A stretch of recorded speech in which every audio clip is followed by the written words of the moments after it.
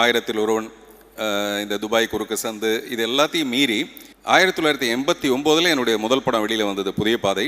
அப்போலேருந்து பார்த்திபன் மனிதநேய மன்றம்னு ஒரு ட்ரஸ்ட் ஒன்று ஆரம்பித்தேன்.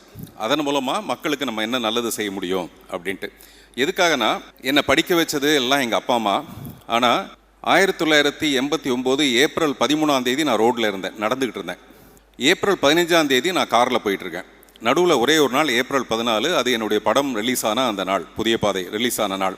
ஒரே நாளையில் இந்த சொசைட்டி என்ன மிகப்பெரிய பணக்காரனாகவும் நான் காரில் போகிற அளவுக்கு ஒரு பெரிய வசதியும் ஏற்படுத்தி கொடுத்தது எங்கள் அப்பா அம்மாவை மீறி இந்த சொசைட்டி. ஸோ இந்த சொசைட்டிக்கு நான் ஏதாவது நல்லது செய்யணும்னு நினச்சி தான் பார்த்திபன் மனிதநேய மன்றம்னு ஒரு மன்றம் ஆரம்பித்தேன்.